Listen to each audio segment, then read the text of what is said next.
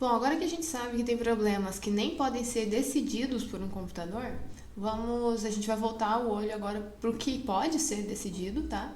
Porque mesmo assim, mesmo dentro do que pode ser decidido, a gente ainda tem alguns problemas, tem algumas coisas que a gente consegue resolver bem e outras coisas a gente não consegue resolver tão bem. Então, dentro do que pode ser decidido, tem algumas linguagens, alguns problemas, né, que são tratáveis e alguns que são intratáveis, tá? Então, agora a gente vai dar uma olhada no porquê disso, o que significa ser tratável ou não. E, basicamente, isso envolve o fato de que resolver um problema exige o uso de recursos, tá? Então, até agora a gente estava olhando se a gente conseguia resolver ou não, mas para resolver a gente precisa usar recursos, como por exemplo memória e tempo, tá? Uma pausa aqui para falar de uma disciplina muito legal e que é bem relacionada com o que a gente vai começar a ver, que é a análise de algoritmos. A ideia de analisar um algoritmo é a gente poder verificar se ele está correto. Então, será que eu fiz um algoritmo que realmente vai resolver o meu problema? E uma vez que eu sei que ele vai resolver o meu problema, será que ele vai fazer isso bem? Então, eu posso prever desempenho e eu posso ter mais de um algoritmo para resolver aquele problema, então eu posso comparar essas soluções. Tudo isso a gente faz sem precisar implementar de fato esses algoritmos por causa da análise, porque a gente para pensar o que está acontecendo, o que a gente está gastando de tempo, o que a gente está gastando de memória, tá? Isso é uma coisa muito importante da gente fazer, porque em geral não vai existir um único algoritmo para resolver um problema, né? Agora que a gente está pensando nessa parte que é possível resolver, então tecnicamente esse algoritmo existe. Pode ser que existe mais de um algoritmo para resolver o mesmo problema e a gente gostaria de poder decidir qual a gente vai usar para resolver esse problema, qual deles é o melhor, né? E antes de perder tempo implementando tudo e verificando qual deles é o melhor por testes, a gente pode analisar eles primeiro. Dentre os recursos que a gente precisa para executar um algoritmo, a gente, em geral, está bastante preocupado com o tempo de execução desse algoritmo, tá?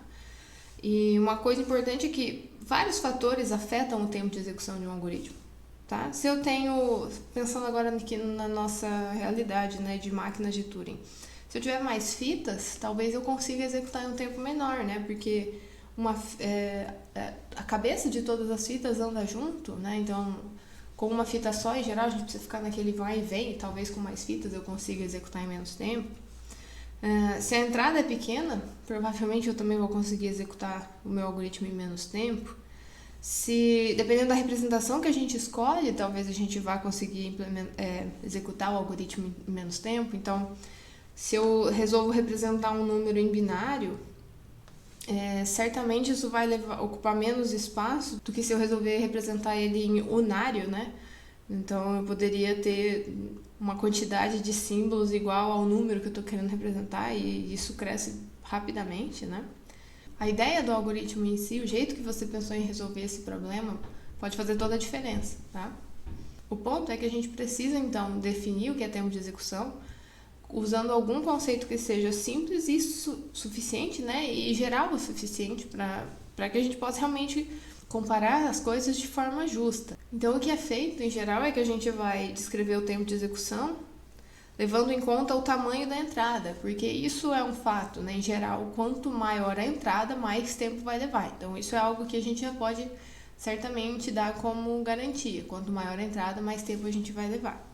No nosso caso aqui, o que é o tamanho da entrada, né? O tamanho da entrada é o comprimento da cadeia que a gente recebe na fita, tá? Falando em algoritmos e um pouquinho mais alto nível, né? Se eu tenho um vetor, vai ser o tamanho do vetor. Se eu tenho um número, vai ser a quantidade de bits para armazenar aquele número. Se eu tenho um grafo, vai ser a quantidade de vértices, a quantidade de arestas, né? Então, aí varia, né, o que é o tamanho de uma entrada. Pra gente aqui, para simplificar, também vai ser o comprimento da cadeia, tá bom?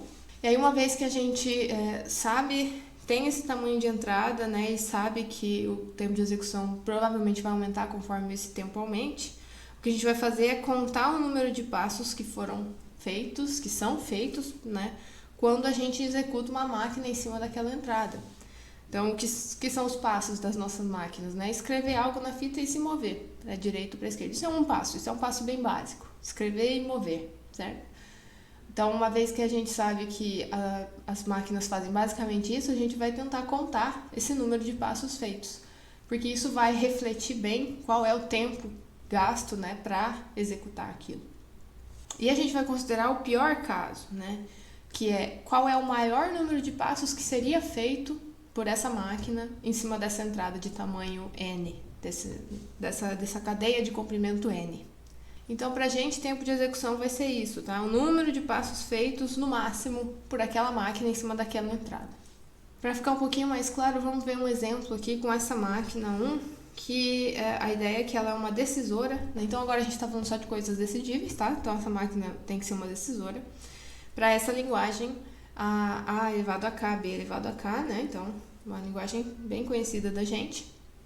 Essa máquina, que a gente também já viu, uma máquina para resolver para decidir essa linguagem, tá? O que ela faz é, sobre a cadeia de entrada, faça uma varredura na fita e rejeite se for encontrado um A à direita de um B, certo? Então, se já não é uma entrada que tenha um monte de A's seguidos por um monte de B's, rejeita, porque não vai fazer parte da linguagem definitivamente.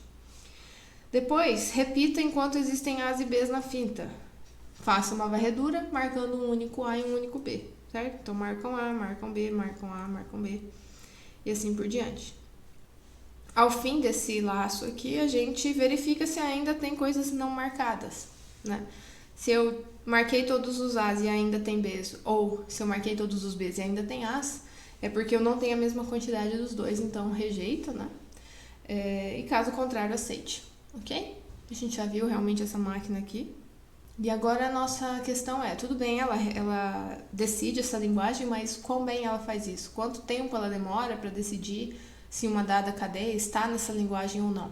Bom, eu deixei aqui pronto um exemplo de como ela iria executar, mais ou menos, em cima dessa cadeia que eu tenho 6 A's, seguido de 6 B's. Então, é uma cadeia que está presente na linguagem, né? Então, a gente olha o primeiro A, né? Marca ele. Aliás, a primeira coisa que a gente tem que fazer, que eu não coloquei aqui, é verificar se não tem nenhum A à direita de algum B, certo? Depois disso, a gente ainda vai fazer essas marcações. Então, estou verificando aqui, marquei o A, e agora eu vou à procura de um B. Então, nisso a gente já vai ter que fazer 6 passos, né? Porque se eu tenho 6 A's aqui, eu vou ter que fazer 6 passos até poder encontrar um B. A hora que eu encontro esse B, marca ele e começa a voltar, né? Até poder marcar um outro A. Então, isso vão outros 6 passos só para poder voltar e marcar o próximo A. E assim por diante, né? Então, é isso que é contar a quantidade de passos, tá? A gente vai observar, mesmo sem ter que fazer a execução de um exemplo para verificar o que está acontecendo, a gente vai começar a olhar para essas descrições, para esses algoritmos e tentar descrever quantos passos são gastos aqui, tá? E essa nossa análise vai ser no pior caso, porque tem alguns casos em que a execução toda é bem curta, então a computação toda vai ser bem curta, que nem nesse caso aqui. Se a gente recebe essa cadeia, AAB, AABBB, ela não está na linguagem, tá? E aquele primeiro passo lá, que é faça uma varredura e verifique se não tem um A depois de um B, vai rejeitar logo depois de 4 passos, tá? Então, tem casos em que a mesma máquina em cima de uma cadeia de mesmo comprimento, olha, aqui eu tinha comprimento 12, tá? O comprimento dessa cadeia é 12. Com 4 passos eu parei a execução. Essa cadeia aqui de cima, que eu estava mostrando antes, também tem comprimento 12. E eu definitivamente usei mais passos aqui. Então, eu sempre estou querendo pensar nisso. Qual vai ser, para o mesmo comprimento de tamanho 12, qual vai ser o maior número de passos que essa máquina faria? Essa é uma análise de pior caso, tá? Então, no pior caso, eu vou executar todas essas instruções aqui, eu vou executar tudo isso o máximo de vezes que der, tá? Esse é o pior caso. Bom, então, definindo formalmente, se M é uma máquina de Turing determinística decisora, né? Então, a gente agora está no campo de coisas que são decidíveis. Eu vou dizer que o tempo de execução dessa máquina M vai ser dado por alguma função acima dos naturais, onde essa função f no valor n, né, a função f de n vai me dar um número máximo de passos que a máquina usa para computar entradas de comprimento n, tá? No caso da gente ter uma máquina n que é não determinística, ainda assim decisora, mas não determinística, a gente vai dizer que o tempo de execução de n também é uma função, e f de n, onde essa função, né, me dá um número máximo de passos que essa máquina não determinística usa sobre qualquer ramo da computação dessa máquina em cima de uma cadeia de comprimento n. Então, só lembrando quais são as diferenças de coisas determinísticas e não determinísticas, tá? Então, essa máquina, eu coloquei uma máquina aqui bem simples, só para a gente poder verificar alguma coisa. Ela é uma máquina em cima do alfabeto A e B, tá? E ela é determinística, tá? Então, qualquer coisa que eu não estou mostrando aqui, lembra, tá indo pro estado de rejeição. Então, se eu começo a computação dela em cima com essa cadeia, né? A, B, B, A, B, essa seria a computação, porque essa é uma máquina determinística, né? Então, uma representação genérica é simplesmente um caminho aí, né? Um único caminho de sair dessa primeira computação para uma computação num estado aí de rejeição ou aceitação, né? Isso vale para qualquer máquina que seja determinística, que é a máquina que a gente definiu como padrão para a gente, mas máquinas com mais de uma fita também são determinísticas, pelo menos da forma como a gente definiu também. Uma máquina que eventualmente não tenha limite na esquerda, que a fita dela seja infinita para os dois lados, determinística também. A forma de representar a computação dessas máquinas é toda assim, né? Um único caminho simples da computação inicial, da configuração inicial para uma configuração final aí. Agora, essa máquina aqui, ela é não determinística, certo? Então, por exemplo, aqui eu tenho duas opções quando eu leio B. No estado Q0, se eu leio B, posso fazer duas coisas, né? Ou eu vou para a direita e continuo no estado Q0, ou eu vou para a direita e vou para o estado Q1, tá? Computando a partir dessa cadeia, então com a configuração inicial sendo essa, então eu estou no estado Q0 apontando para o A, que é o primeiro símbolo aí da cadeia, e a cadeia AB, AAB. Só tem um passo a seguir quando a gente está nesse caso, né, no estado Q0 e lê um A, só tem uma coisa a ser feita, mas agora eu estou no estado Q0 e tem um B, então tem duas coisas aqui que podem ser feitas, certo? A gente pode gerar essa configuração, onde a gente continua no estado Q0 e vai para a direita, ou essa configuração, onde a gente foi para o estado Q1, né, e foi para a direita também, mas foi para o estado Q1. Agora, de novo, estou no estado Q0, lendo um B, então pode ser que eu vá para o estado Q1 ou continue no estado Q0.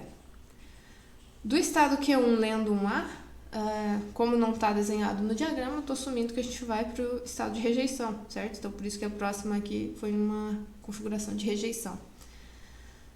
Mesma coisa aqui, então do estado Q1 lendo um B, eu vou para uma configuração de rejeição, porque não desenhei aqui o que fazer quando eu saio do Q1 e leio um B.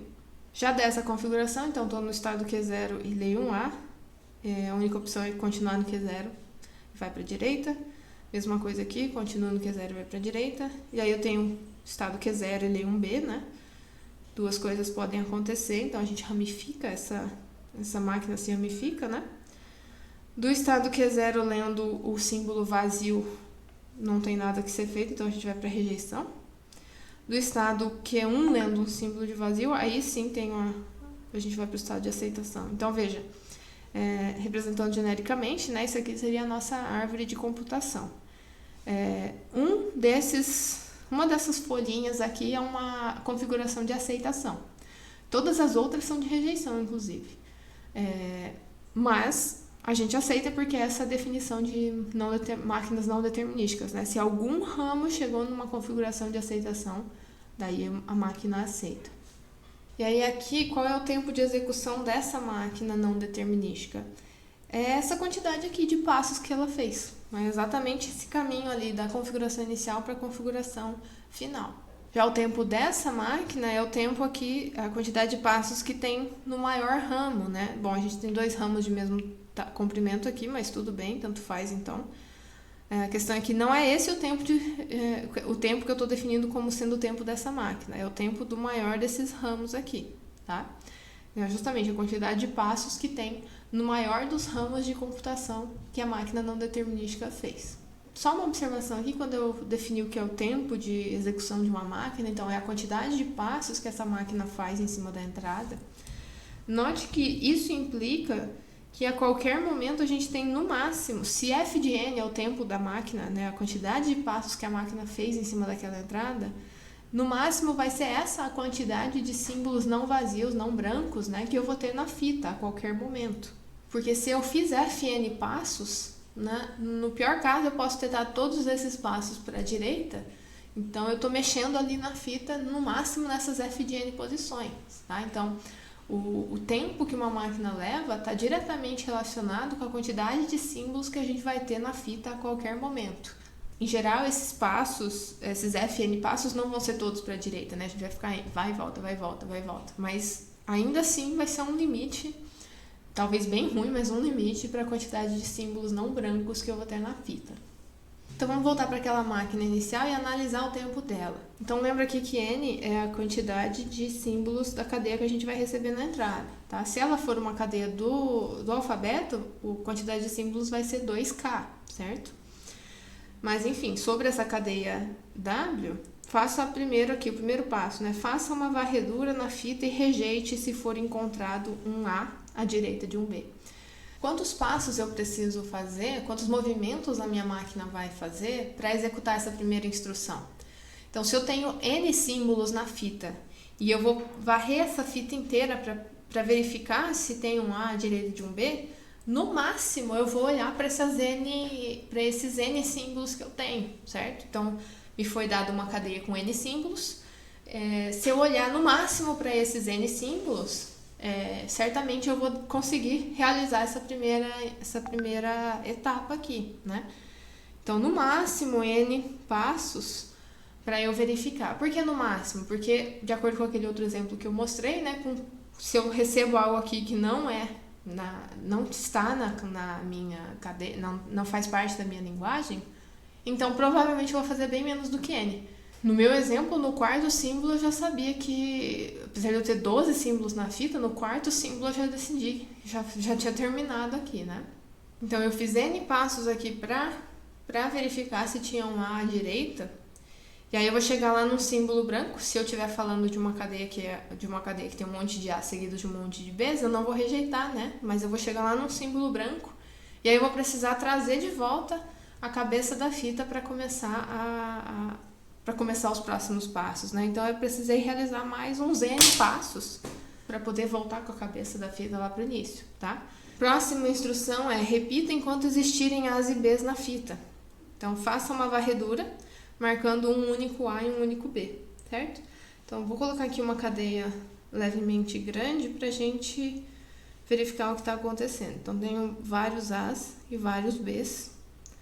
E a ideia é que a gente já viu várias vezes, né? Marca esse A, anda até chegar num B, marca o B, volta para marcar o A, vai de novo para marcar o B, volta para marcar o A, vai de novo para marcar o B. Então, só esse miolinho aqui, que é fazer uma varredura na fita, né? A gente precisou marcar e fazer vários movimentos para a direita até poder marcar um próximo B. Quantos movimentos no máximo eu vou... E depois voltar, né? Depois a gente ainda precisa voltar aqui para chegar no próximo A que eu vou marcar. Então, quantos movimentos no máximo eu acabo fazendo aqui? Em uma única repetição dessa, eu faço no máximo 2N movimentos. Porque eu desenhei aqui praticamente a mesma quantidade de A's e B's, né? Mas imagina que você tivesse uma entrada com muitos A's e só alguns B's. A gente ainda ela teria passado por essa primeira instrução, mas ela não vai fazer parte da nossa linguagem. A gente já está vendo isso aqui, só que a máquina ainda vai tentar fazer essas marcações. Então, quando eu marquei um A, eu praticamente percorri N elementos até chegar no B aqui, tá? Então, por isso que a gente sempre lembra disso, é o pior caso, né? Eu não posso dizer que eu fiz N sobre 2 passos para marcar o B. porque eu não sei se eu tenho algo que pertence à linguagem. Mas, enfim, são basicamente aí no máximo 2N passos para ir num A, marcar um B e voltar, certo? Agora, agora isso está dentro de uma repetição, né? Quantas vezes eu vou ficar fazendo isso de marcar um A e um B, tá? Como eu estou sempre marcando de 2 em 2 símbolos por vez, no máximo eu vou fazer N sobre 2 repetições. Então, aqui vai ser no máximo N sobre 2 repetições. Só que cada repetição dessa gastou essa quantidade aqui de passos, né?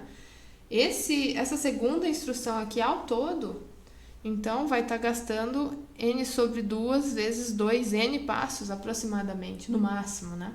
E ainda tem esse passo final, que é verificar se a gente já marcou tudo, se tem coisa desmarcada ou não.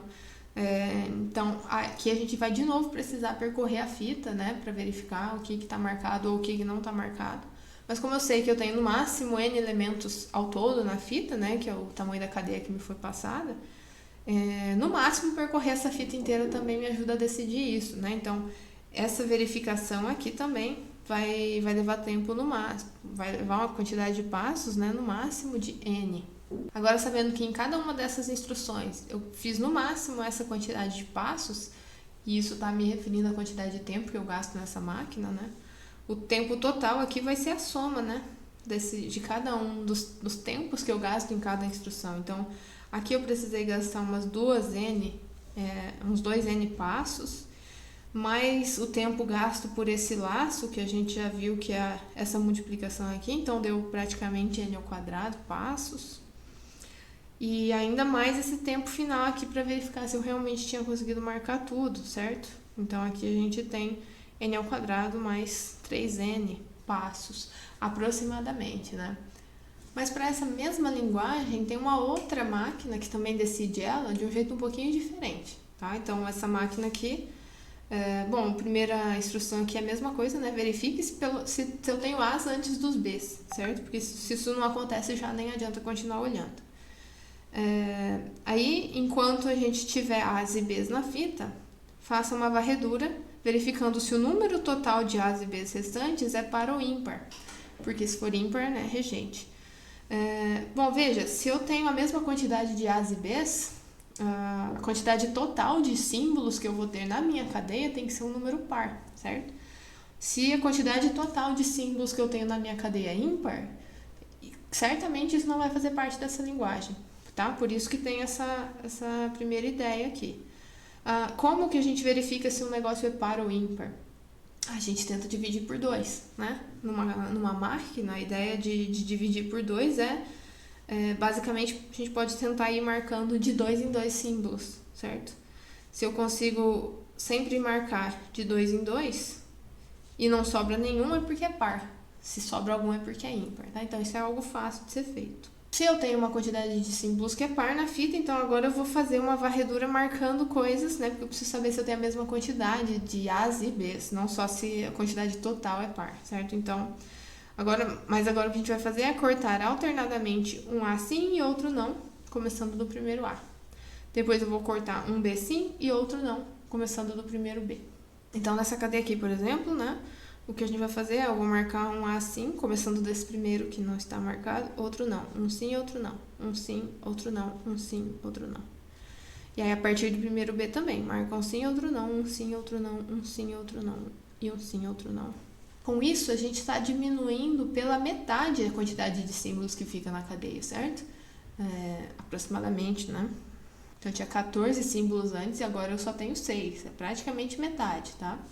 Então, se eu tenho uma quantidade par de símbolos na fita e eu consigo fazer esse padrão de casamento certinho o tempo todo, eu com certeza vou ter a garantia de que eu tinha a mesma quantidade de As do que Bs no início, certo? Então, depois da gente fazer essa repetição de cortes, né, alternados, se no fim a gente conseguiu cortar tudo, marcar todos os símbolos, é certeza que a gente tinha a mesma quantidade de As e Bs, então aceite. E se sobrou alguma coisa não marcada, rejeite. Então, ela realmente é uma decisora para essa linguagem. Quanto tempo ela leva? Como a gente já viu, essa primeira instrução aqui leva no máximo 2N, né? Porque a quantidade no máximo de passos aí que a gente vai fazer Lembrando que N é o tamanho da cadeia que foi passada, certo? Antes de pensar em quantas vezes a gente vai repetir esses passos aqui, vamos ver quanto tempo a gente leva para executar uma vez. Tá? Quanto tempo leva para executar uma vez essa varredura que verifica se é par ou ímpar? Como eu mostrei antes, a gente vai ter que percorrer todos os itens marcando de 2 em 2, né? E com isso a gente consegue verificar a paridade, mas a gente precisou percorrer todos os itens, tá? Então, uma única execução dessa instrução aqui vai levar tempo no máximo N, certo? Porque eu vou precisar percorrer a fita toda. E aí eu vou precisar voltar também a cabeça dela lá para o início, né? Então eu já vou colocar aqui também 2N, certo? Essa aqui agora tá pedindo pra gente fazer uma varredura marcando um sim ou não. Um sim ou não.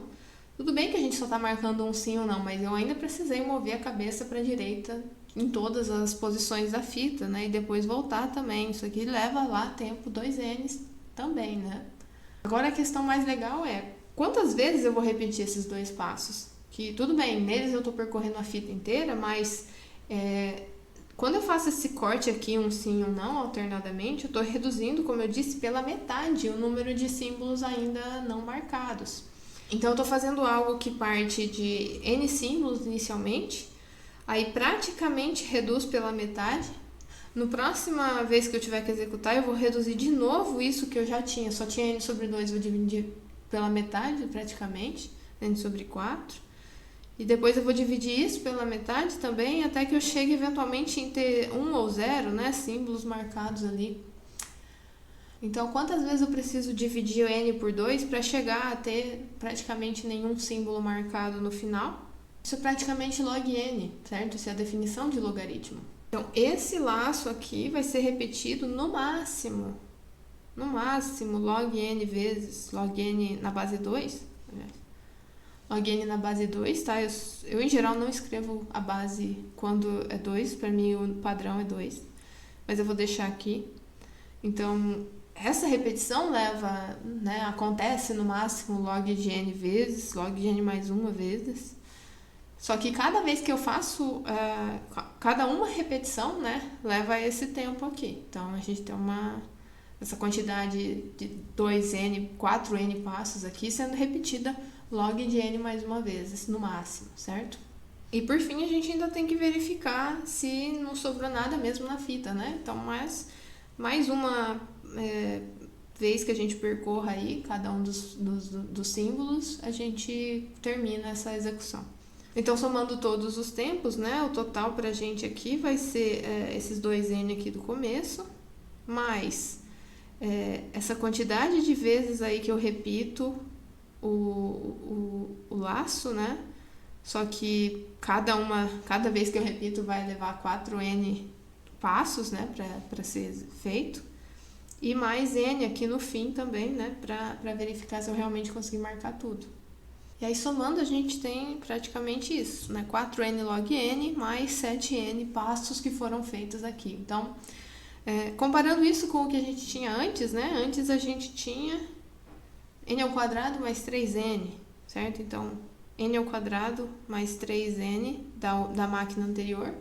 E essa nova máquina, que é para a mesma linguagem, né? Para o mesmo problema, leva bem menos tempo, tá? Você pode plotar essas duas funções aqui em algum lugar e verificar que 4N log N é uma função que vai estar sempre abaixo dessa, N ao quadrado mais 3N. Então, essa nova máquina aqui leva menos tempo para decidir a mesma linguagem. Tem ainda uma terceira máquina para decidir essa mesma linguagem, só que agora ela tem duas fitas, tá? Então, a primeira coisa que a gente vai fazer eu vou receber a cadeia na primeira fita, tá? E aí eu vou fazer a varredura para verificar, na primeira fita, verificar, mesma coisa, né? Se tem um A para a direita ou não. E já vou até deixar aqui, a gente sabe que isso aqui vai levar aí uns 2N passos para ser realizado. Em seguida, a nova instrução aqui diz para a gente fazer uma varredura nos As até encontrar o primeiro B. E ao mesmo tempo em que a gente está percorrendo os As, copia eles para a segunda fita. Então, nosso estado aqui nessa fita eu tenho a cadeia de entrada e na segunda eu tenho os As copiados agora, certo? Quanto tempo demora para a gente fazer isso, né? Eu vou precisar copiar exatamente a quantidade de As que eu tenho, né? Eu percorri cada um dos As. Só que eu não sei quantos As eu tenho ainda. Eu não sei se eu estou falando de uma cadeia que pertence a essa linguagem. Agora, como a minha cadeia por completo, né, tem no máximo N símbolos, no máximo eu vou ter N As ali também. Né? Então, isso aqui é no máximo, com N passos, eu copio os As para a segunda fita e fico parada aqui, né, em cima do B. Em seguida, a gente vai fazer uma varredura nos Bs, sobre a primeira fita até o final da entrada, né, que vai ter um símbolo branco aqui. Para cada B lido na fita 1, marque um A na fita 2, certo? Então, marca um B, marca um A, marca um B, marca um A.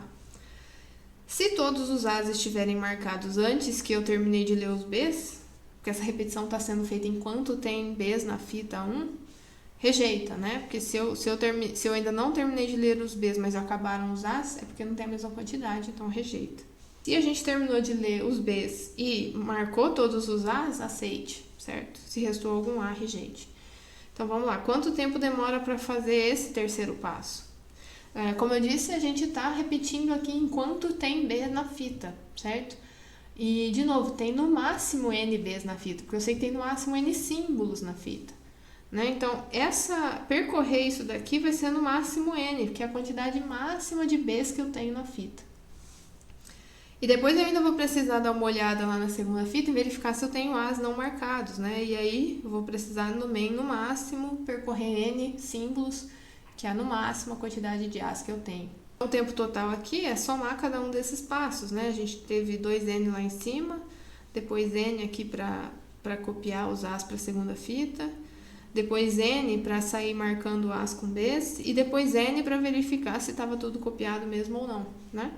E aqui a gente tem, então, 5N ao todo, certo? Então, o tempo dessa nova máquina, comparado com o tempo da nossa máquina anterior, que era a melhor dentre as que a gente já tinha antes, é muito melhor ainda, né? Porque aqui eu só tenho 5N. 5N é algo linear. Aqui eu ainda tinha um N multiplicando um log de N, né? Que vai aumentar um pouquinho mais. Então, essa nova máquina é muito melhor. Eu só precisei usar 2 fitas para fazer isso, né? Mas é algo que ficou muito bom agora. Agora veja que não adianta tentar melhorar muito mais isso daqui, porque N é a quantidade de símbolos que eu tenho na fita, né? É bem razoável a gente assumir que no mínimo a gente vai ter que olhar para os N símbolos que eu tenho na fita. Então, algo aqui que percorra a fita, mesmo que seja 5 vezes, é bem próximo do melhor realmente que dá para ser feito, tá? Só para resumir, a gente criou essas 3 máquinas para resolver, decidir a mesma linguagem, né? Cada uma fazendo numa quantidade de tempo, usando uma quantidade de passos bem diferente da outra. Aí eu peguei essas 3 funções aí que a gente viu e plotei aqui pra gente ver o que tá acontecendo, tá? Então, em azul aqui é a primeira máquina, que é aquela mais bobinha que a gente corta um A, corta um B, corta um A e corta um B. Em vermelho, a segunda máquina, que começa a cortar cada um sim, um não, para já sempre diminuir pela metade a quantidade de símbolos ainda não marcados. E em verde, a última máquina que usa 2 fitas, certo? Uma coisa que a gente pode ver aqui, eu aumentei então a quantidade aqui do x para n, né? Quanto mais a gente aumenta o n, que é o tamanho da entrada, pior fica para essa aqui, para a primeira máquina, que é a máquina quadrática, tem uma função quadrática, né? A outra não tá tão melhor assim, mas ela ainda tá abaixo da máquina azul. E essa máquina verde tá ganhando das duas, porque ela tem menos tempo, ela leva bem menos tempo, né, para executar do que... Bom, para essa entrada aqui, por exemplo, ela leva um certo tempo aqui, as outras eu não tô nem vendo qual é o tempo que as outras duas levam.